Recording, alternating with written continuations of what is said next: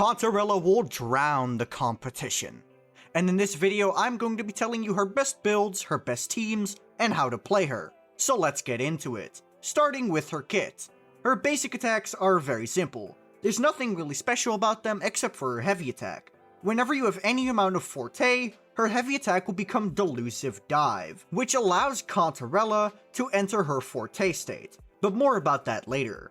Her resonance skill, at a baseline, isn't that special. It just deals havoc damage to nearby targets. However, when you are in her forte state, it becomes enhanced. It will still just be a hit of havoc damage, but now it counts as an echo skill cast, and will also send enemies into Hazy Dream.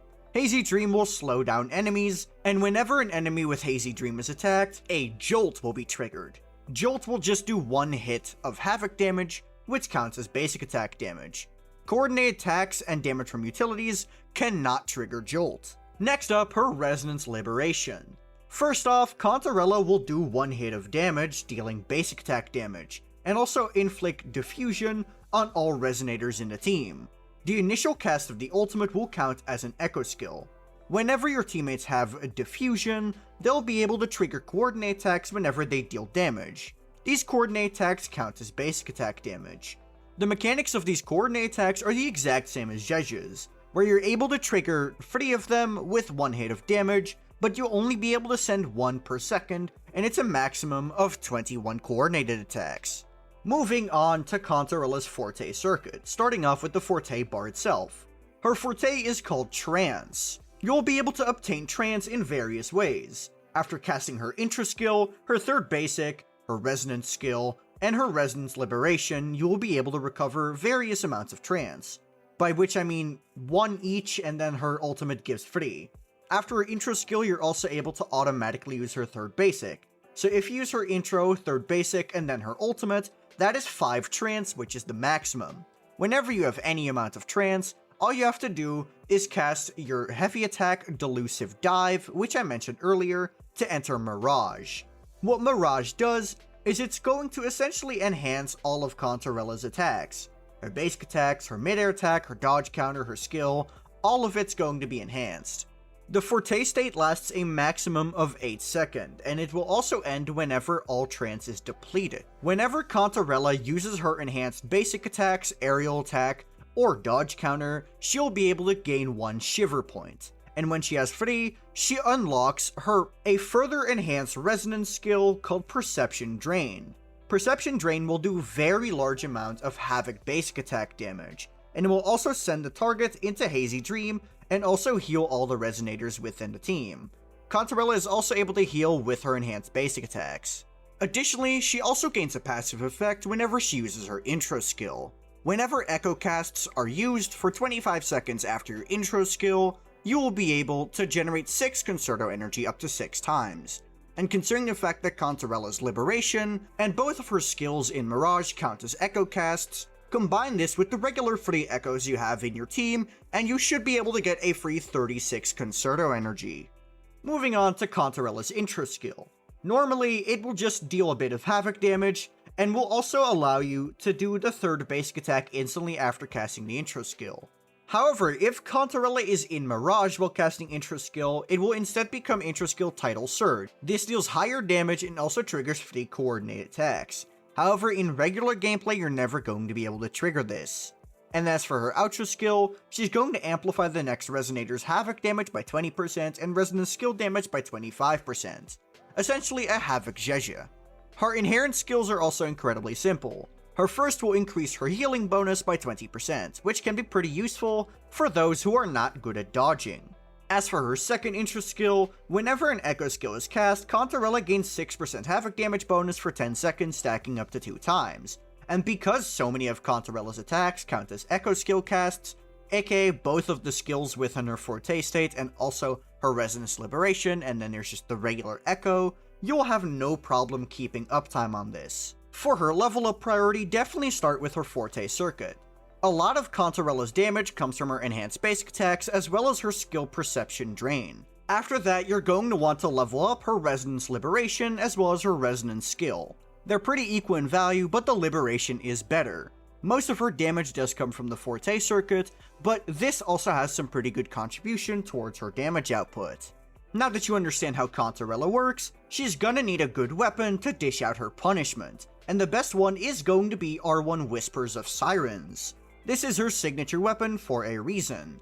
It has 500 base attack and 72% crit damage, which is already a good start. Its passive is also perfectly tailored towards Cantarella, providing attack percent, a lot of basic attack damage bonus, and also being able to ignore havoc resistance of enemies. This truly is tailored toward Cantarella's kit.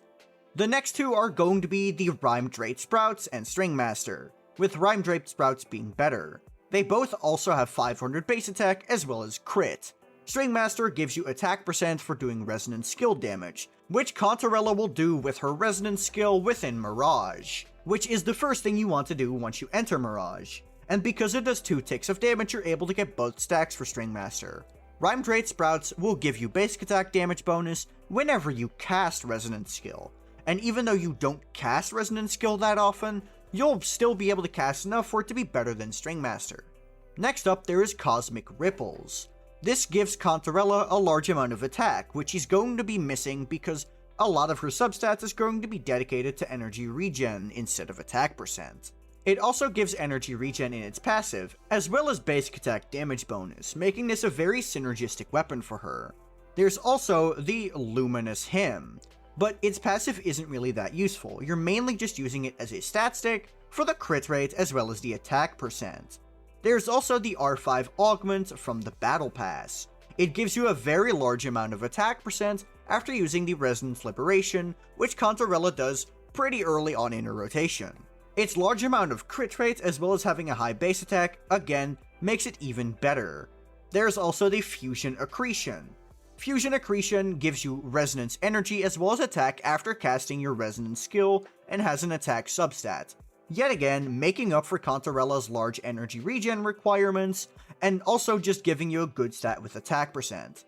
If you're looking for an F2P option, I recommend Rectifier 25 from the Craftable shop. And it is a really large amount worse than her signature, I will say. But because Cantarella is a sub DPS, her damage is less relevant than it would be for a main DPS. It gives Cantarella a large amount of attack, as well as having energy regen as its second stat.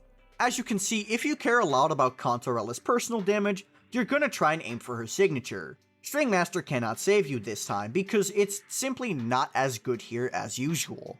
And this is not because of String Master as a weapon, it's because Whispers of Sirens is just that strong. It has an incredibly strong passive, stronger than any other 5-star weapon that I know of. The Unflickering Valor with Brant isn't even because it has such a strong passive, it's because all the other swords just don't have good passives for Brant. But for Cantarella, this is not the case. But now that your Cantarella has a good weapon, it's time to start looking at Echoes. And I'm gonna be honest, Echoes for Cantarella is a bit weird, because you're gonna be using something different depending on the comp. If you're playing Cantarella with a Havoc main DPS, your best bet is going to be the Midnight Veil, giving you Havoc damage, as well as also allowing you to buff Havoc damage for the next Resonator. This is also the strongest set for Cantarella when it comes to personal damage if you're trying to give her a buffing based set. If you're trying to play Cantarella with someone like Don Jin or Camellia, this is going to be the best set to run. However, if you want to play her with someone like Jinshi, then your best bet is going to be either the Empyrean Anthem or the Moonlit Clouds. Which one is better is going to depend heavily on your investment of those characters. The better your Cantarella is, the better Empyrean Anthem becomes. The better your Jinshi is, the better Moonlit Clouds will become. You simply cannot give a very clear-cut answer here, because it's really dependent on the investment, and saying just clear-cut this one is better than the other would be lying. There's also Rejuvenating Glow, which you can run on Cantarella if there's no one else in the team who's running it. The buffs it gives are more valuable than giving Cantarella more personal damage if no one else is running Rejuvenating, because the Rejuvenating buffs also go to Cantarella herself. So while it very much lowers her damage by a ton, it might be worth looking into if there's literally no other teammates that can run this set. Now it's time to start looking at teammates. First of all, there is going to be main DPS Donjin, which is going to be the only team in which Cantarella is the best option. Which is kind of sad to say out loud, I'm gonna be honest. Donjin is a pretty decent character if you play her as a main DPS, and because most of Donjin's damage is either heavy attacks or resonance skills, Cantarella being able to buff resonance skill and havoc damage is going to be one of the best things you can do for your Donjin if you're trying to main DPS her. Cantarella also has some pretty decent damage, although it's not super impressive, but it's still there. Also, because Cantarella herself is Havoc, she can very easily run the Midnight Veil set, which is currently the best way to buff your Havoc characters. You can also decide to use Cantarella with your Havoc Rover, and while it's not going to be as strong as using Donjin to buff your Havoc Rover, it is going to be a lot safer because you get Cantarella's healing out of it. So while Cantarella might not be the absolute best pick for this team, it is a pretty nice convenience. You can also decide to run Cantarella with your Camellia, but I don't really recommend this one because Camellia has not one, not two, but 3 other characters she'd rather run instead of Cantarella, being either Donjin, Sanhua, or Rochia. If you're trying to buff your resonance skill damage dealers, then we're mainly looking at Jinshi here. Jinshi benefits a lot from Cantarella having coordinate attacks within her kit, which Jinshi will need to charge her forte faster. This is actually the main use case I see for Cantarella right now, being using her with Jinshi while your Jeje is stuck with Carlotta. I will say that certain rotations will not work with Cantarella because she depends a lot more on her Resonance Liberation in order to generate Concerto energy compared to Jeje. So some rotations might be a bit hard with Cantarella, but this is still going to be a strong combination. You can also choose Cantarella to buff your Changli. Changli does have 2 better buffers though when it comes to resonance skill damage in the form of Brant and Jeje, so I don't recommend this combo, but it is one you can play. There's also the possibility of using Cantarella with Carlotta, but I'm gonna be honest here, I recommend this even less. Cantarella does not generate a lot of energy, and because Carlotta strongly depends on her ultimate to do damage, she is going to need to build more energy regen in order to sustain this team comp. Jeje usually gives her 15 free energy because of one of her inherent skills, and Cantarella also just generates less energy on her own, making this a way less strong combo compared to just running your Carlotta with Jeje. I'd even recommend running Yang Yang with your Carlotta instead of Cantarella, but if you want to run the 2 Mafia heads with each other, you're able to do that. So now that your Cantarella is finally built, and you've been enjoying her, it's time to start looking at her sequences. Her first sequence will allow her Resonance skill to recover 1 point of trance. It doesn't matter which Resonance skill, any of them will do. Also, all of her Resonance skills will have their damage increased by 50%. This is in the form of a damage multiplier increase.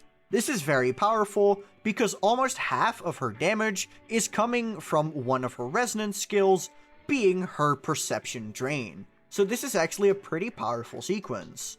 Her second sequence will allow the initial hit of her Resonance Liberation to send targets into Hazy Dream. The damage multiplier of Jolt when Cantarella triggers it is also increased by 245%. This is not a very strong sequence as Jolt's damage was never really that impressive, but it is okay. The third sequence will increase the damage multiplier of the initial hit of the Resonance Liberation by 370%, making it way more impressive of a nuke. After casting the Resonance Liberation, you will also be able to enter Mirage automatically, meaning you no longer need to cast your heavy attack in order to do so. It's pretty decent, but nothing insane. For the fourth sequence, whenever Cantarella is in Mirage, she gains 25% healing bonus. This is honestly kind of useless, because if you're going for an S4 Cantarella, chances are you're not going to be dying anyway, so I kind of think this is worthless. For the S5, the maximum amount of coordinate attacks that Cantarella will be able to summon is increased by 5. This essentially means that it's going to last for 5 extra seconds, but in terms of damage increase, it's kind of nothing. And then finally, for her S6, the damage multiplier of Cantarella's basic attacks during Mirage is increased by 80%, and casting Resonance Liberation will allow Cantarella to ignore 30% of enemy defense for 10 seconds, and for the first 1.2 seconds of Hazy Dream, Jolt cannot be triggered, making it so enemies stay slowed down for longer. However, attacks that apply Hazy Dream, like Resonance Liberation or Perception Drain, will ignore this and still do Jolt damage because it's just going to reapply Hazy Dream anyway. While this is a strong sequence, it doesn't make Cantarella more than a sub DPS, so overall I would only go for this if you really, and I mean really, like Cantarella as a character. But what do you think of Cantarella? Did you learn anything new from this guide? If so, be sure to like the video and subscribe to the channel. If you have any questions, you can comment them down below, but a better place to reach me would be through my Discord server, in which I'm pretty active. The link is in the description. But that'll be it from me. Peace.